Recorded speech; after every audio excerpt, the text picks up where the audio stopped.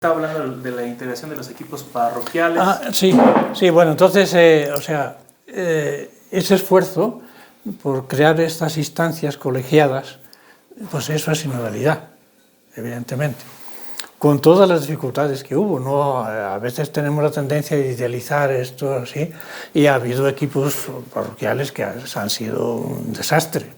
No era un paraíso. No era un paraíso, o sea, hubo equipos parroquiales donde al final tuvo que don Samuel intervenir y decir, nada, ustedes aquí, y tú vas a ser aquí el que vas a mandar aquí, y se acabó. Pero hubo otras experiencias muy bonitas, o sea, hubo otras experiencias muy bonitas de verdadero equipo sinodal, eso sí, la sinodalidad. Yo creo que todo tiene eso, en ese tiempo.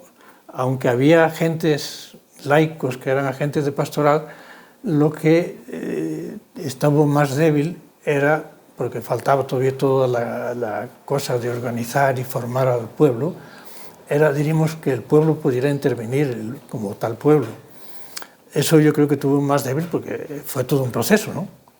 Aunque, por ejemplo, desde las escuelas de catequistas y todo aquello que creó, se fue reforzando mucho todo esto, ¿no? Y por ejemplo, ¿cuál sería el denominador de los conflictos entre equipos parroquiales? ¿Cuál era como el caso común, podrías decir? No, pues es que al párroco, a lo que era sacerdote, se le hacía difícil perder la figura de sacerdote, o a la religiosa se empoderaba mucha, o el laico se empoderaba. ¿Cuál era el denominante? Sí, bueno, yo creo que, en primer lugar, don Samuel, como que se logró una depuración de los agentes de pastoral. Sí.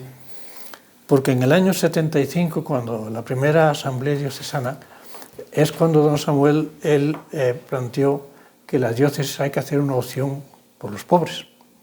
La acción ya se venía practicando, pero ahí la hace oficial. Y don Samuel dijo aquellas palabras muy fuertes de que es una opción diocesana, el que no esté de acuerdo no puede estar en esta diócesis, tiene la puerta abierta para irse. Y se fue una cantidad muy grande, se fueron bastantes curas y se fueron incluso monjas, el equipo completo, o sea, congregaciones religiosas que dijeron, de aquí nos vamos, esto no es nuestro espacio, ¿verdad? Pero afortunadamente se compensó con gente que llegó de otras partes. Y la gente que llegó ya venía, o veníamos, atraídos por la línea pastoral que sabíamos que tenía la diócesis. Entonces esto facilitó. O sea, esto es lo que quiero decirte, que un tiempo que esto facilitó, aunque ciertamente, o sea, esto facilitó porque ya la mayoría de la gente que estaba de acuerdo con la línea. Después estaba en la práctica los conflictos y las cosas por temperamento, por modo de ser y por lo que fuera, pero diríamos ideológicamente más o menos había un acuerdo con la línea.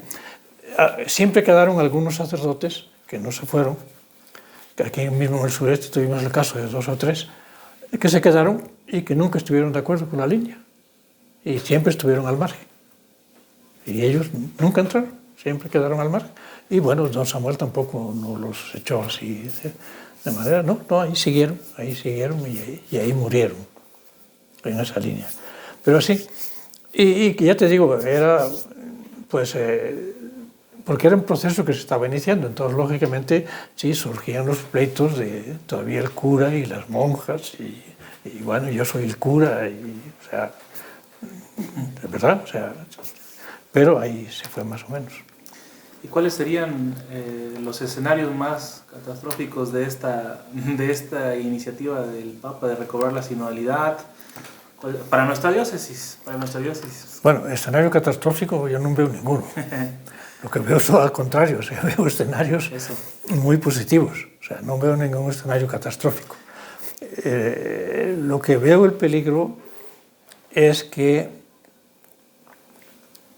como acabamos de exponer, en tiempos de don Samuel, cuando se intentó en serio esto, eso sí llevó a un cambio de estructuras.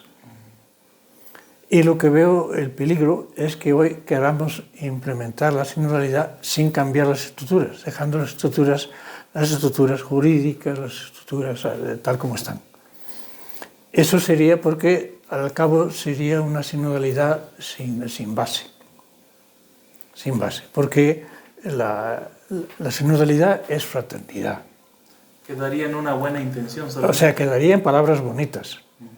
Incluso, y ahí sí podría venir un poco lo catastrófico, que no veo yo por ningún lado, pero incluso esto se podría convertir como en una forma de tener un pueblo más sumiso, porque ya tenemos que hablar todos, vamos a hablar todos, vamos a estar. Hoy a veces el pueblo se reclama y reclama con energía y con fuerza. Eso ya no, aquí escuchamos a todos y no sé cuánto. Pero ya te digo, en las diócesis, y no solo en la diócesis, sino en la Iglesia, el gran problema está en que la Iglesia tenga la capacidad suficiente para autoevaluarse, ¿no? Para hacer un examen de conciencia serio y esa conversión pastoral que el Papa tanto insiste. ¿En qué consiste esa conversión pastoral? Esa conversión pastoral, lógicamente, tiene que ir unida. O sea, se ha visto, por ejemplo, ahora en la Amazonía, en el Sínodo de la Amazonía.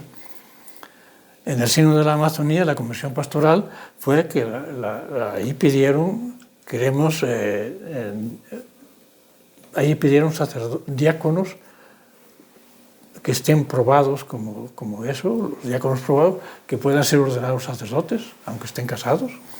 Ahí pidieron que las mujeres puedan ser diaconisas y pidieron, o sea, los cambios estructurales que ellos ven necesarios para que allí funcione aquello como sinodalidad.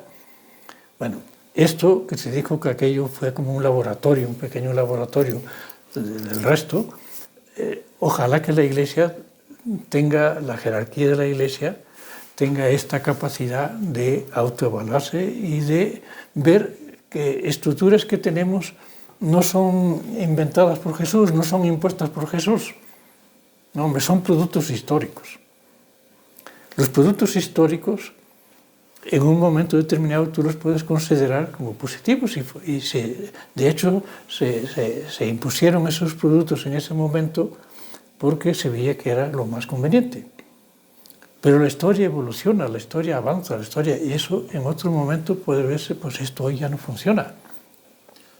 Y entonces, ojalá que la jerarquía de la Iglesia, iluminada por el Espíritu Santo, tenga esta capacidad de hacer una evaluación seria. Alguien, ya con esto termino, escuché a un teólogo de tantos que hablan de la sinodalidad decir que él cree que no va a ser suficiente un sínodo, que esto plantea cambios tan profundos que él cree que va a ser necesario un concilio. O sea que detrás del sínodo, que él considera que de ahí van a surgir problemas tan profundos y tan serios que el sínodo no va a tener capacidad para resolverlos y que él considera que probablemente va a ser necesario un concilio. A mí me centra mucho en este ambiente de reflexión con las frases que igual estaba concluyendo su exposición en su intervención en la Asamblea de Actualización de ACPs, que tenemos que estar atentos a los signos de los tiempos, a las situaciones de los tiempos, porque no podemos seguir dando soluciones antiguas a problemas nuevos. Uh-huh. Y yo me vino a mi mente el pasaje bíblico de que a vinos nuevos, odres nuevos. Uh-huh. La diócesis sí lleva un tiempo de Samuel, un esfuerzo muy fuerte por la sinodalidad, por este modelo de iglesias. Pero la generación de esos gentes de pastoral y hombres y mujeres que intervinieron en ese proceso, ya la generación ya no es joven. La generación es... La generación de don Samuel estamos todos muriendo. Eso. Todos con la pata coja. El último ha sido Javier Reyes. ¿Sí? Pero los 20 años que estuvo aquí, 16 años de don Felipe Arismendi, 16, 17 años. Esa generación no son muchos, pero son sacerdotes que están en otra línea, formados en otras estructuras. Yo cuando hablo de escenarios fatales, digo que viene para nosotros un jaloneo entre quienes sacerdotes que no quieren perder sus privilegios y agentes que ya no tienen fuerzas como para seguir construyendo el modelo de iglesia que consideran como bueno y inspirados en el Evangelio. A ese escenario es el que me refiero más adelante. Sí, don Felipe tuvo una tarea muy difícil, aquí don Felipe, porque el Vaticano tuvo que soportar a don Samuel, entre otras cosas porque don Samuel, como comentábamos antes, era un hombre muy inteligente y muy capaz de ver, o sea, de llegar dónde está el límite y ver cómo puedo forzar el límite, pero no pasarlo. Esa fue la táctica de don Samuel, fue forzar los límites, pero no pasarlos para que no me puedan caer encima. Entonces a don Samuel nunca le pudieron caer, porque él nunca traspasó ningún límite, ¿verdad? Pero sí los forzó a todos. Bueno, entonces esta fue su táctica. Y el Vaticano, la última medida que tomó muy radical contra don Samuel fue cuando le puso al obispo don Raúl. Don Raúl llegó aquí con un poder superior al de don Samuel. O sea, don Raúl venía con el poder del Vaticano para ver a don Samuel y censurarle y corregirle y informar. Bueno, con la postura de don Samuel, una postura genial, al poco tiempo ya don Samuel tenía que frenar a don Raúl. Raúlito, no, cálmate Raúlito, cálmate, más despacio Raúlito. O sea, don Raúl ya estaba pasándole a don Samuel delante, ¿no? Y don Samuel frenando.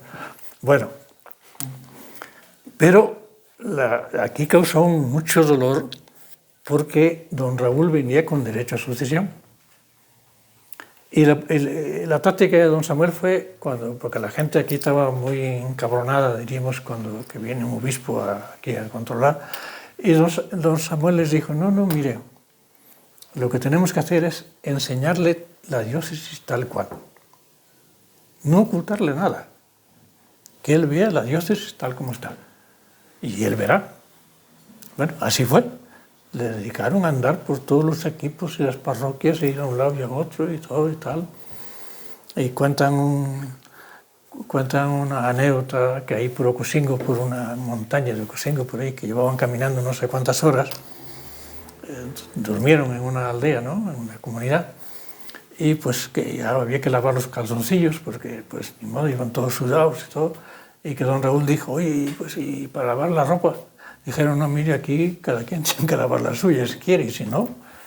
Y bueno, él fue a lavar la ropa y tal. Y al día siguiente que le dijeron, ya está aprendiendo bastante usted, don Raúl. Ya está aprendiendo bastante. Bueno, entonces todo esto, o sea, don Raúl vio la realidad de la diócesis y tal. Y luego después en un atentado que se salvó de milagro, ahí fue donde acabó él de comprender toda la realidad. Bueno, entonces la cosa es que creó mucho malestar, un malestar muy grande. El que venía con derecho a sucesión, cuando ya realmente se había convertido y ya estaba muy bien aceptado por la diócesis, en vez de dejarlo aquí, lo mandan para Saltillo. Entonces eso fue un golpe muy grande para la diócesis, muy grande, eso fue eso. Y entonces mandan a don Felipe, en vez de don Raúl, que era el que venía con derecho a sucesión. Entonces don Felipe, y él lo dijo públicamente en algunas asambleas y en algunas jornadas, los primeros años lo pasó muy mal, porque sabía que había un ambiente muy en contra de él. Porque él venía, y lo dijo también públicamente en varias ocasiones, él venía con la tarea de normalizar la diócesis, normalizar entre comillas. Es decir, hacer una diócesis igual que todas, una diócesis normal, porque esta diócesis no era normal. Y entonces su tarea era normalizarla, o sea, una diócesis igual que todas. Y lo logró en buena medida. Y lo logró, la forma más eficaz fue volver a imponer al cura como cura párroco, con poder, con ostentación. Entonces, por ejemplo, las tomas de posesión, que la palabra ya, como dije yo allí, toma de posesión, es decir, la parroquia es mía, es mi propiedad.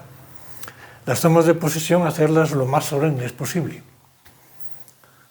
Y con ostentación, y que llegue la gente y que vea y decir, este es el párroco. Bueno, entonces, eso tuvo un efecto impresionante, porque desbarató todo lo anterior. Y eso lo hizo, ahí como se dice, nos metió goles sin darnos cuenta. O sea, sin mayor problema, sin nada, nos fue metiendo los goles. Y cuando nos dimos cuenta, teníamos todo eso cambiado. Prueba de ello el cambio fue tan grande que muchos de los curas, que muchos eran curas diocesanos, que se habían ido en 1975, regresaron porque dijeron, no, ahora sí se puede volver a la diócesis. Bueno, entonces eso es un poco, ya no sé qué era la pregunta que me hacías. Los escenarios catastróficos. Bueno, entonces lo que yo digo es que yo creo que hoy la diócesis todavía tiene cosas específicas, un poco, pero ya se está asemejando mucho a cualquier otra diócesis.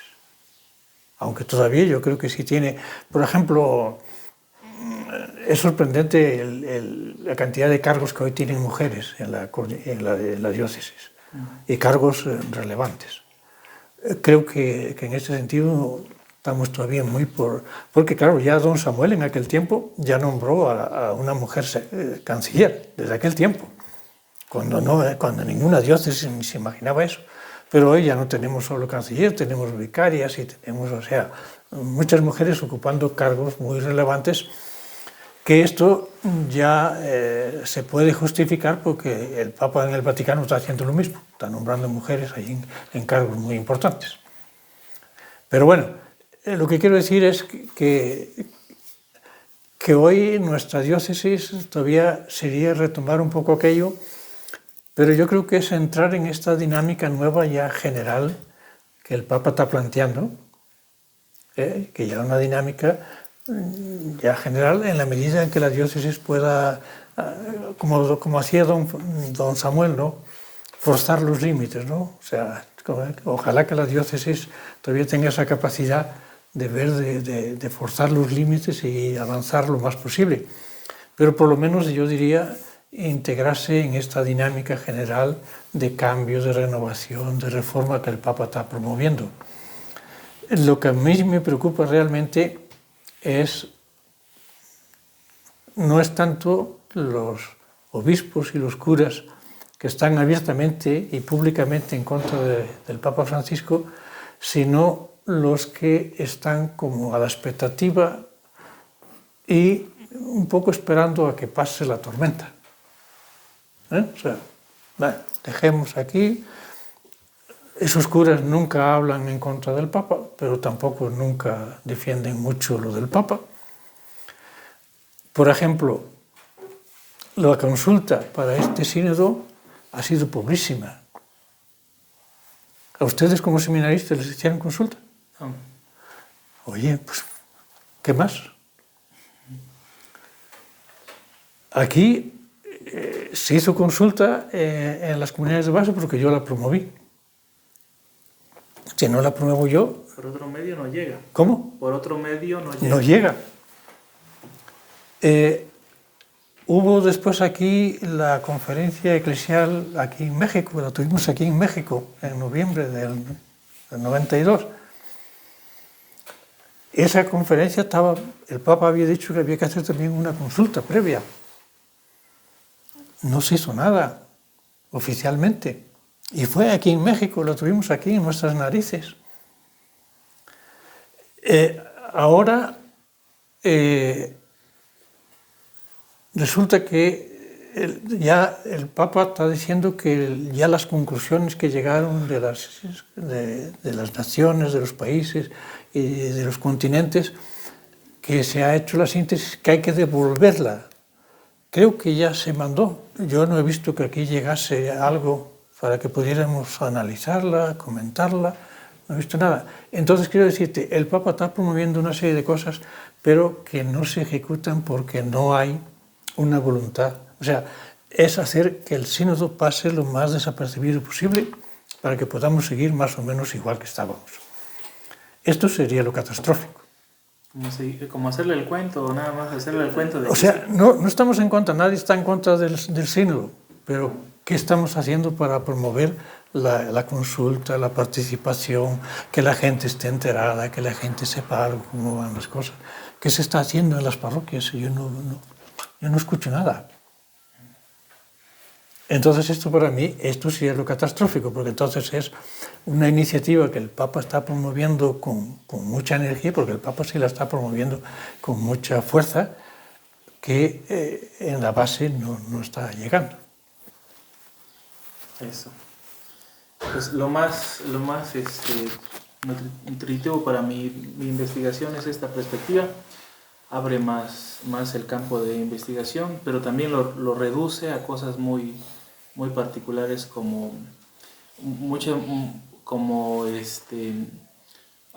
lo reduce a cosas muy esenciales. Me llevo perspectivas nuevas, me llevo ópticas diferentes sobre el tema de señoría.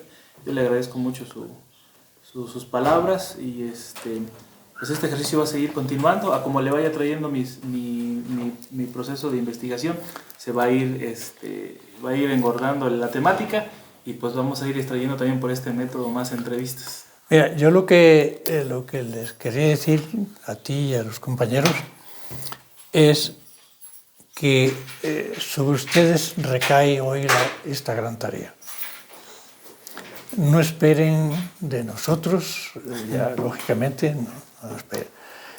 Y no esperen tampoco diríamos, de una mayoría de curas que estaban en la línea anterior, más o menos acomodados, y que no se ha despertado.